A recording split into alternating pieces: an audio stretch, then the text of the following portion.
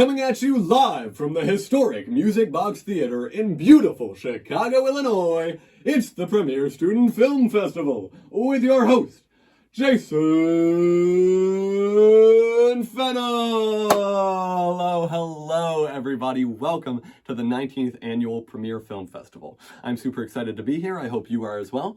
We've got a wonderful show planned. It's going to be a night of recognizing and celebrating the enormous amount of hard work that goes into the making of independent student film.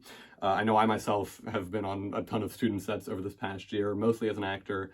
I don't know if you would have seen any of the stuff that I worked on, but I was in a Amelia Earhart biopic. I played her husband. I had about 3 lines. I was in a commercial for a student-run clothing brand. I was in this avant-garde sort of art house experimental picture. It was an alternate history scenario. The premise was, what if the entire world ended immediately after the 2012 presidential election, told from the perspective of an Armenian housewife turned WNBA superstar? And the whole thing was done in stop motion. It was definitely better on rewatch. I was in a Doja Cat music video. I was in like a mid-budget rom-com opposite Whoopi Goldberg. I was in a Larry King biopic. I played his second wife. I had about 3 lines. I was in a documentary about giraffes. Well, I wasn't in it. I did sound work. Let me tell you, it's a workout holding that boom mic. I mean, it's 35 feet tall, and so of course I'm falling over because it's top heavy, right? And every time I fell over, the giraffe would stampede over to me, and he would start kicking me in the ribs. I think he thought I was a different kind of animal. He would start kicking me in the ribs, and he started screaming at me. He started saying stuff like, "I am your judgment day."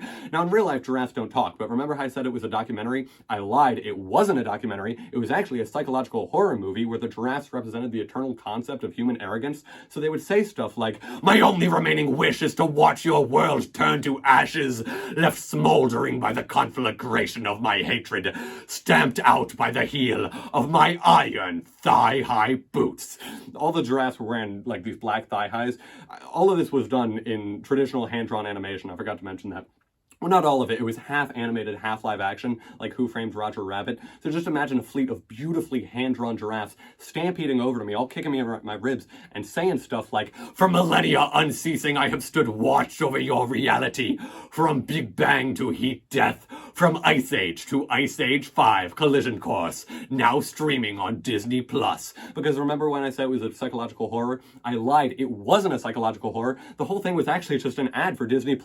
And remember just now when I said it was an ad for Disney+, that wasn't true. This entire saga that I've been describing never even existed outside of my own head, because this is actually just my pipe dream passion project, and I just gave you the 2-minute pitch because I figured there might be some big shot producers in the audience, and I really need some funding to get this movie off the ground. Anyway, here are the nominees for most mic packs dropped during a single one-day shoot. What's that? We're not doing that category this year? My mistake. Here are the nominees for Best Editing.